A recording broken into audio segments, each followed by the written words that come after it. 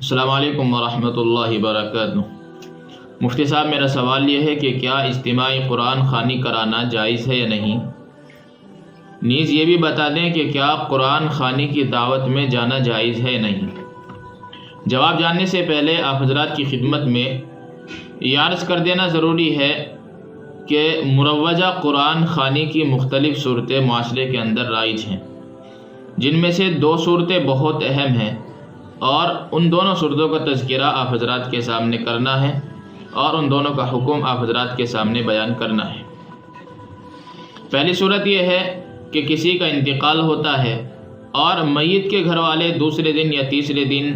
مدرسے کے اندر جاتے ہیں یا مکتب کے اندر جاتے ہیں اور وہاں سے حفاظ کو اور قرائے کرام کو جمع کر کے اپنے گھر پر لاتے ہیں اور اجتماعی قرآن خوانی کا اہتمام کرایا جاتا ہے، اور اس میں دیگر انتظامات بھی ہوتے ہیں، ناشتہ وغیرہ کا انتظام ہوتا ہے، کھانے وغیرہ کا انتظام ہوتا ہے، اور اسی طریقے سے بسا اوقات ہدیے وغیرہ کا انتظام بھی ہوتا ہے۔ تو اس طرح اس صورت میں یہ جان لیں کہ ایسی رسمی قرآن خوانی میں جمع ہو کر قرآن پڑھنے والوں اور پڑھوانے والوں کو ہی کچھ ثواب نہیں ملتا، تو پھر وہ جس کے لیے قرآن کریم پڑھا جا رہا ہے، جس کے لیے قرآن خوانی کا اہتمام کیا جا رہا ہے، تو اس کو وہ ثواب کیسے پہنچا سکتے ہیں؟ لہذا اس طرح ایسی رسمی قرآن خوانی کرانا جائز نہیں ہے۔ اسی طرح جب یہ ایسی رسمی قرآن خوانی کرانا جائز نہیں ہے تو پھر اس طرح دعوت میں جانا بھی جائز نہیں ہوگا۔ دوسری صورت جو ہمارے ماحول اور معاشرے میں رائج ہے وہ یہ ہے کہ کسی کا انتقال ہوتا ہے تو میت کے گھر والے محلے کی عورتوں کو اور محلے کی لڑکیوں کو اکٹھا کر کے لاتے ہیں، ان کو بلوایا جاتا ہے اور باضابطہ اجتماعی طور پر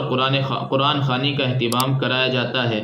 تو اس صورت میں بھی یہ بات یاد رکھیں کہ جس طرح مردوں کا اجتماعی قرآن خوانی کرنا اہتمام کے ساتھ جائز نہیں ہے، اسی طرح اس اہتمام سے عورتوں کا بھی قرآن خوانی کا اہتمام کرنا، قرآن خوانی کا اجتماع کرنا جائز نہیں ہے۔ اب رہی یہ بات کہ ایصال ثواب کی بہتر صورت کیا ہو سکتی ہے، ایصال ثواب کی سب سے بہتر صورت کیا ہے؟ تو اس بارے میں یہ بات یاد رکھیں کہ ایصال ثواب کی سب سے بہتر صورت یہ ہے کہ جو شخص جب چاہے، جتنا چاہے، انفرادی طور پر قرآن کریم پڑھ کر، درود شریف پڑھ کر، نوافل پڑھ کر،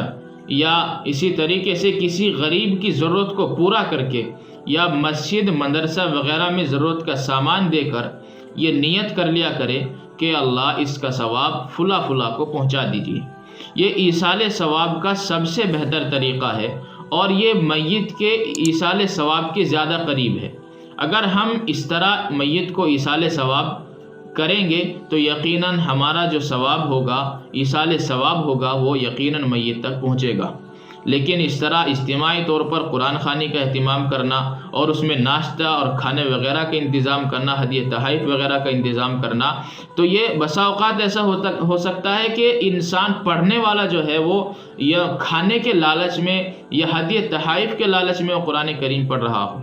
دوسری بات یہ ہے کہ جب اجتماعی طور پر زبردستی قرآن کریم پڑھوایا جائے گا تو پھر قرآن کریم کو صحیح طریقے سے وہ لوگ نہیں پڑھیں گے، اور پھر اس حدیث کے ہم مصداق ہو جائیں گے۔ اللہ کے رسول صلی اللہ علیہ وسلم نے ایک حدیث مبارکہ کے اندر ارشاد فرمایا کہ جو آدمی قرآن کریم کو صحیح طریقے سے نہیں پڑھتا جس طرح اس کو پڑھنے کا حق ہے، تو قرآن کریم ان کے اوپر لعنت بھیجتا ہے۔ جب ہم قرآن کریم کو صحیح طریقے سے نہیں پڑھیں گے تو پھر یہ قرآن کریم بھی ہمارے اوپر لعنت بھیجے گا، اور جب ہمارے اوپر لعنت بھیجے گا تو پھر مردے کو کیسے ثواب پہنچ سکتا ہے؟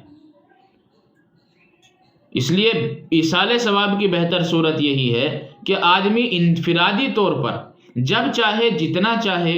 مردے کو ایصال ثواب کر سکتا ہے۔ اس کے لیے نہ اجتماع کی ضرورت ہے، نہ ایسی رسمی قرآن خوانی کے اجتماع کی ضرورت ہے، اور نہ ہی ناشتے وغیرہ کی، اور نہ ہی کھانے وغیرہ کی، اور نہ ہی ہدیہ تحائف وغیرہ کی ضرورت ہے،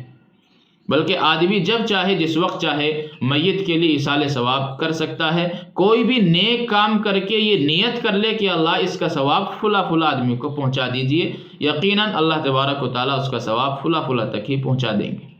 یہ ہوتا ہے ایصال ثواب کا مطلب، اور ایصال ثواب کی سب سے بہتر صورت یہ ہے۔ اللہ تعالیٰ عمل کی توفیق عطا فرمائے۔